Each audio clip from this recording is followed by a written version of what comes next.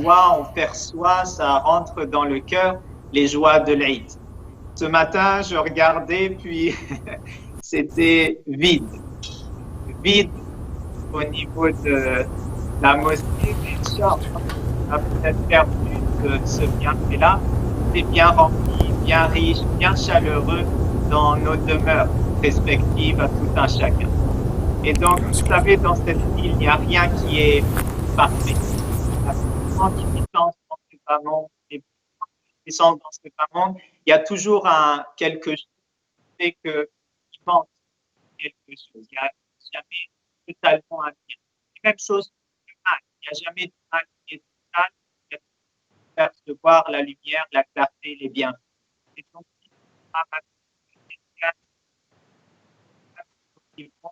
perdons à des endroits, eh bien, nous gagnons, Inch'Allah, à d'autres. Et j'espère vraiment que chacun d'entre nous, au sein de sa famille, a pu trouver plein d'opportunités qu'il n'avait pas pu forcément voir avant. Cela étant dit, Inch'Allah, je vais faire un rappel concis. Je lance la minuterie autour du concept de l'Eid. Je vais tout d'abord rappeler que c'est un concept coranique. À la fin de Surat al-Ma'idah, ensuite dire qu'une signification vient de un défi, on pourrait dire une problématique. Et une deuxième signification de l'Eid vient nous donner la solution à cette problématique et la voie de répondre à cette problématique. Alors, tawakkalna ala Allah. Le concept de l'Eid, il est mentionné à la toute fin de Surat al-Ma'idah, qui veut dire la bien gardie, parce que les apôtres ont fait faire descendre une table. Et au final, le prophète Isa alayhi salam fait ce dua. قال عيسى بن مريم اللهم ربنا أنزل علينا مائدة من السماء تكون لنا عيدا لأولنا وآخرنا وآية منك وارزقنا وأنت خير الرازقين.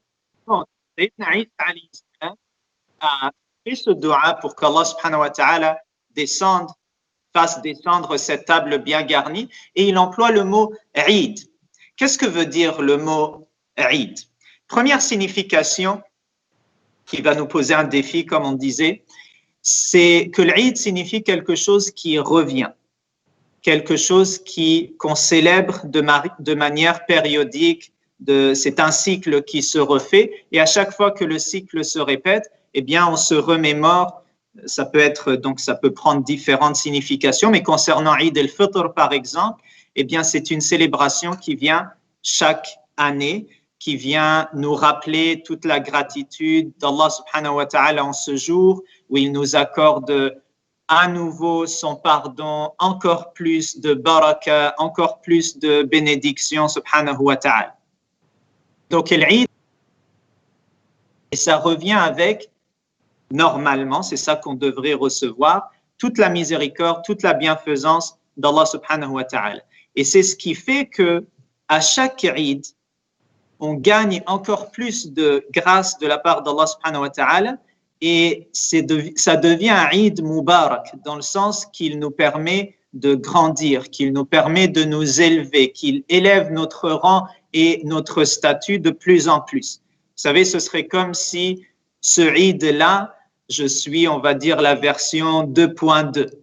Le Eid prochain, il ne faut pas qu'il retourne alors que je suis toujours à cette version-là. Il faudrait que je sois, par exemple, à la version 3.5, etc.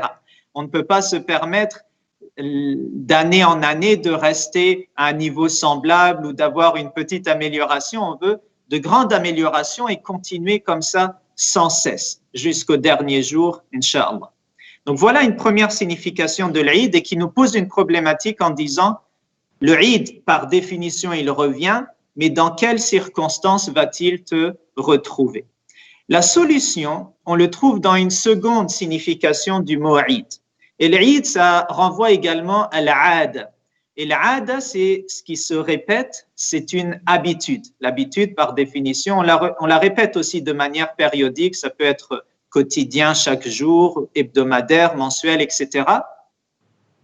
Et c'est une solution en soi parce que vous trouverez toutes les personnes qui vous parlent de développement personnel et de comment évoluer dans le bon sens. À ma connaissance, c'est un consensus. Tout le monde est d'accord pour dire qu'il faut avoir implanté de saines et de bonnes habitudes de vie. Sinon, on se laisse emporter par un torrent vous savez, de routine avec les demandes de la famille, le travail, les études, faire les courses, et puis on est rattrapé finalement par la vie. Si on n'arrive pas à implanter solidement des habitudes saines et qu'on travaille dessus de manière régulière, on risque de ne pas pouvoir évoluer dans le bon sens. Maintenant, pour être concret, durant le mois de Ramadan, qui est le mois du changement, on a acquis de très bonnes habitudes. La lecture du Coran, maintenir durant le restant de l'année un rythme que je peux soutenir. On s'est habitué au jeûne, inclure dans notre programme, notre planification des jours de jeûne. On s'est habitué à se réveiller au Fajr et même avant le Fajr, garder cette saine habitude. Au moins une fois par semaine, s'habituer à se réveiller dans le dernier tiers de la nuit, par exemple. Et d'autres habitudes au niveau du langage, on s'est contrôlé, etc., etc., etc. Le Ramadan est un stage intensif d'éducation spirituelle qui nous a permis, encore une fois, d'acquérir de saines habitudes de vie.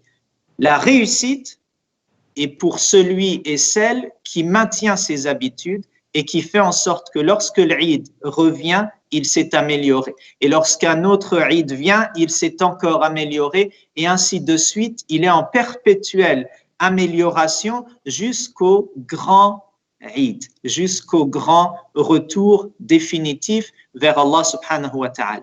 Voilà le message que je souhaitais vous transmettre.